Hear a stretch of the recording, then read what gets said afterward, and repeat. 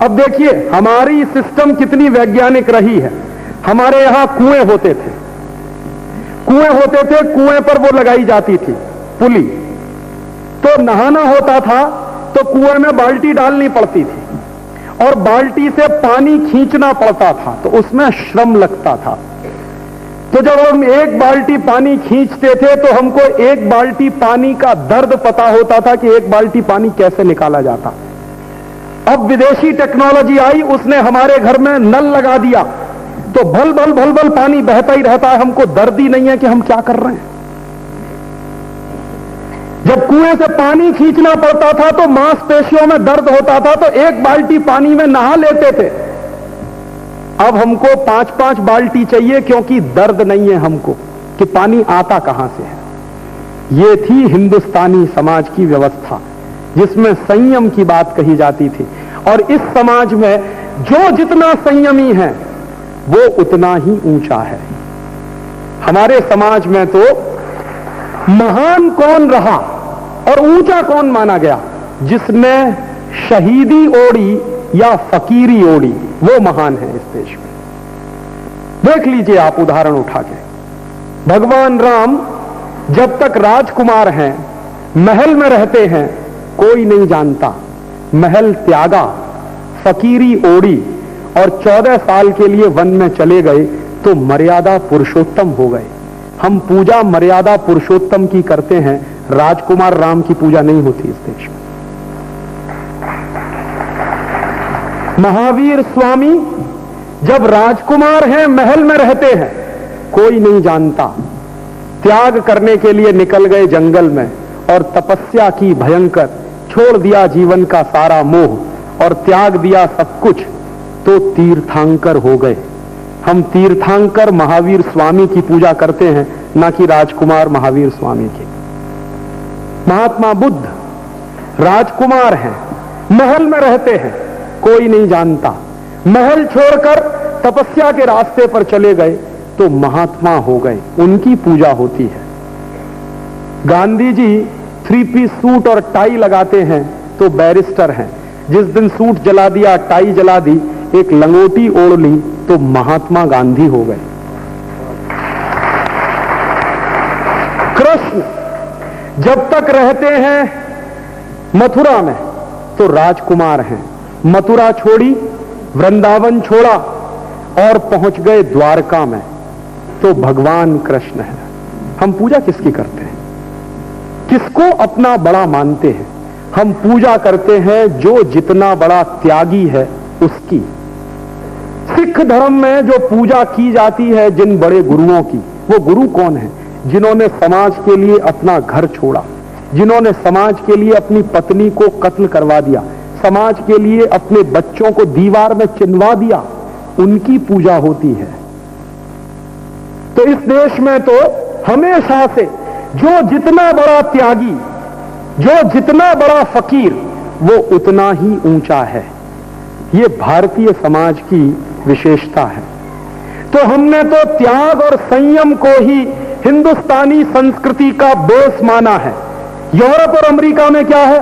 इसके ठीक उल्टा, जो जितना भोग करे वो उतना ही डेवलप्ड है।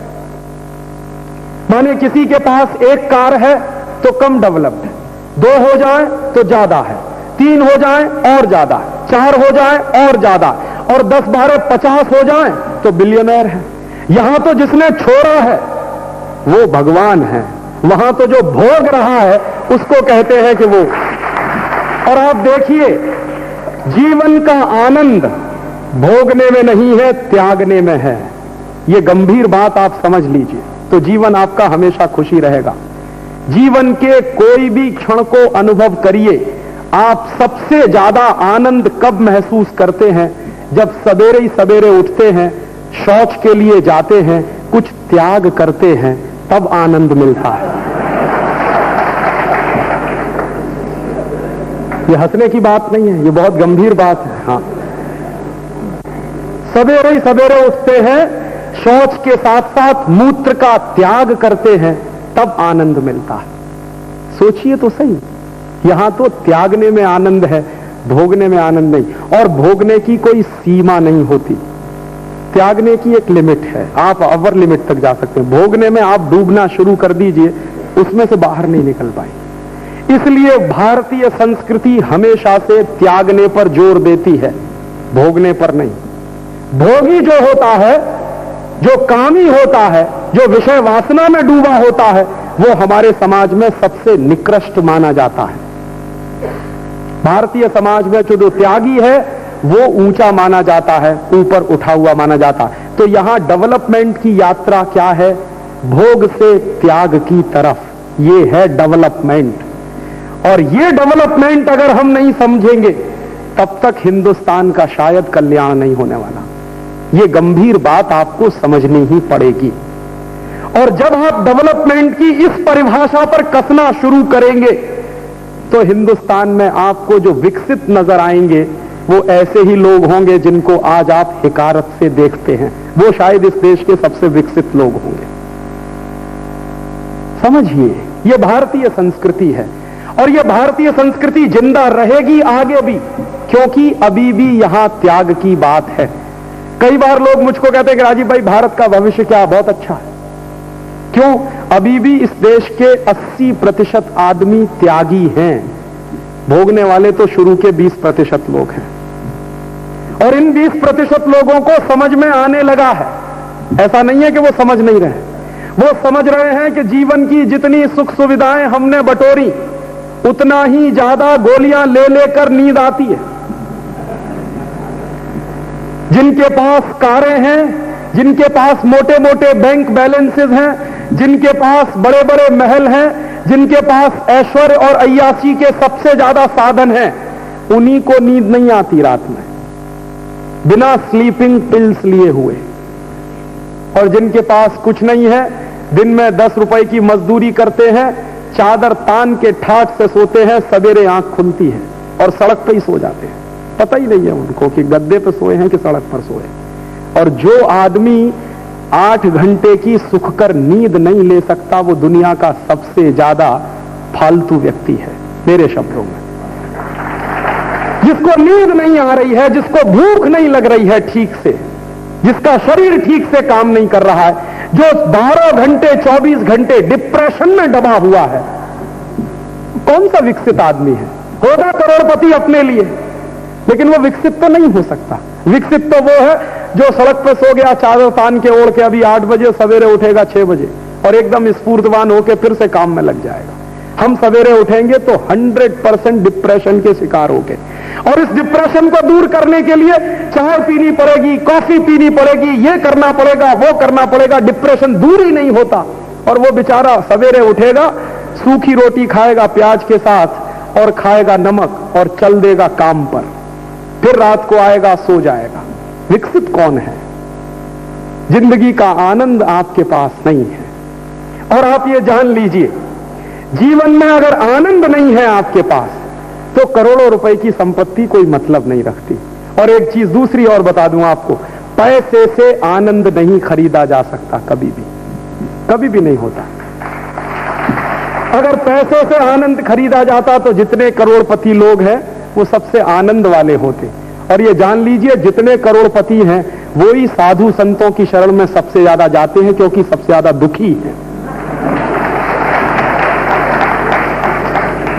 अगर दुख नहीं है जीवन में तो काहे को जाते हैं साधु संत महात्माओं के चक्कर में? क्यों बनवाते हैं गंडा ताबीज? इसलिए कि दुखी हैं आप, हर तरफ से दुखी हैं। दुख जो है भोगने में है, सुख जो है त्यागने में है। डेवलपमेंट की परिभाषा समझ लीजिए, जितना त्याग करेंगे उतने ही विकसित होते चले जाएंगे। इसलिए मैं कहता हूं कि त्याग करिए चाय और कॉफी का, आपका डेवलपमेंट होगा। त्याग करिए पेप्सी कोला और कोका कोला का, आपका डेवलपमेंट होगा। त्याग करिए आप कॉलगेट, क्लोजअप, सिबाका, फॉरहंस का, आपका डेवलपमेंट होगा। जाइए किधर? पीछे लौटिए प्रकृति की तरफ। हम बहुत दूर हो गए हैं प्रकृति से। हिंदुस्तान में विकास माने back to the nature.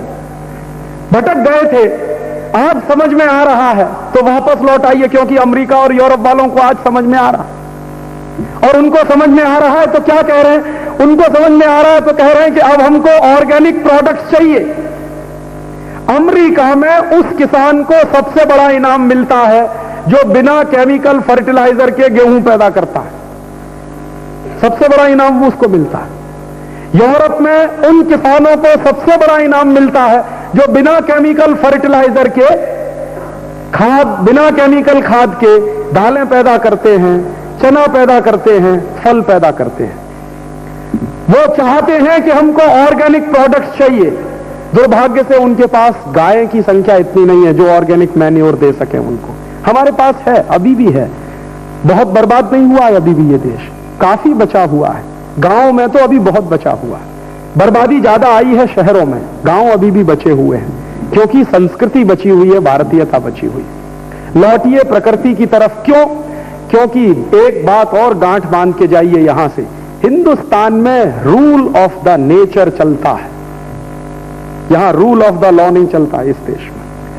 Europe और अमेरिका में रूल ऑफ द लॉ चलता है, हिंदुस्तान में रूल ऑफ द नेचर चलता है। क्यों चलता है? देखिए, जीवन का एक एक काम रूल ऑफ द नेचर को फॉलो करने के लिए किया जाता है।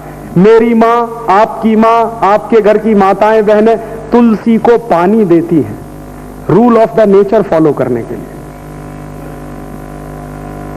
इस देश में मारुति कार की पूजा बेवकूफ लोग करते हैं, तुलसी की पूजा होती है इस देश में। रूल ऑफ द लॉ चलता तो मारुति को पानी देना चाहिए, उसको टीका करना चाहिए, लेकिन नहीं होता। मारुति में बैठने वाली भी माताएं तुलसी को ही पानी देती हैं, माने अभी भी भारतीयता जिंदा है। मारुति में बैठने के बाद भी बर्बाद नहीं हुई है पूरी तरह से। और मैं मानता हूं कि जब तक हिंदुस्तान के घरों में तुलसी जिंदा है, हिंदुस्तान की संस्कृति जिंदा है। जिस दिन वो चली जाएगी घर में से निकल के, उस दिन ये संस्कृति पे संकट आ जाएगा। तो भारतीय संस्कृति रूल ऑफ द नेचर पर चलती है, हम प्रकृति के अनुरूप चलते हैं। हमारे यहां प्रकृति के खिलाफ चलना पाप माना जाता है। हिंदुस्तान में चींटी को मारना पाप है, जानते हैं क्यों? क्योंकि प्रकृति में चींटी का एक महत्वपूर्ण स्थान है और उसको मारना नहीं चाहिए, नहीं तो वो बैलेंस टूट जाता है। इसलिए चींटी को आटा डालना पड़ता है, मारते नहीं उसको। चींटी को मारना पाप है क्योंकि संस्कृति टूटती है। यहां संस्कृति पता है किससे बनती है? हिंदुस्तान में संस्कृति बनी है प्रकृति से। अगर प्रकृति नहीं रहेगी तो संस्कृति टूटेगी। तो इसलिए जीवन के जितने काम इस देश में किए जाते हैं सब प्रकृति के अनुरूप किए जाते हैं। प्रकृति के विरुद्ध जाके कुछ भी नहीं हो सकता इस देश में। तो लौटिए प्रकृति की तरफ तो आप आएंगे संस्कृति की तरफ। तो जब मैं कहता हूं कि कॉलगेट छोड़िए, नीम का दातुन करिए, तो आपको प्रकृति की तरफ ला रहा हूं मैं। स्वदेशी तो बना ही रहा हूं, आपको प्रकृति की तरफ ला रहा हूं। जो टूट गया है रिश्ता प्रकृति से, उसको मैं वापस जोड़ने की कोशिश कर रहा हूं। आपसे जब मैं कहता हूं कि शैंपू इस्तेमाल मत करिए, साबुन इस्तेमाल मत करिए, आंवला ले लीजिए, अरीठा ले लीजिए, शिकाकाई लीजिए, ये सब प्रकृति के दिए हुए उपहार हैं। जब आप इनको प्रकृति से लेंगे तो प्रकृति से आपका प्रेम बढ़ेगा। जब नीम का दातुन रोज तोड़ेंगे तो नीम के पेड़ का ख्याल भी आपको आएगा, तो आप उसको बर्बाद करने की नहीं सोचेंगे और 10 नीम लगाने की सोचेंगे। माने प्रकृति की तरफ लौटिए, दूर जा रहे हैं हम। मैं जब कहता हूं कि चाय कॉफी पीना बंद करिए क्योंकि अप्राकृतिक चीजें हैं दोनों, इसलिए जहर है उसमें, तो चाय कॉफी ना पीकर गाय का दूध पीजिए, माने प्रकृति की तरफ लौटिए। मां का दूध सबसे अच्छा, दूसरे नंबर पर गाय का दूध सबसे अच्छा। तो गाय के दूध को पीने के लिए लौटेंगे तो प्रकृति की तरफ लौटेंगे। और जब गाय का दूध पीना शुरू करेंगे तो आपको चिंता भी रहेगी कि गाय बचनी चाहिए। फिर हो सकता है एक दिन आप मारुति कार बेचकर चाय और गाय खरीद लाएं, और जिस दिन आप मारुति कार बेचकर 4 गाय खरीद लाएंगे, उस दिन मैं आपके घर आऊंगा ये कहने के लिए कि सच में आपका डेवलपमेंट हो गया है। क्योंकि मारुति घर में खड़ी कर लेंगे, उसमें डालेंगे पेट्रोल और पेट्रोल से निकलेगा धुआं, और वो धुआं घुसेगा फेफड़ों में और मर जाएंगे एक दिन। आप लोग किस बेवकूफी में फंसे हैं?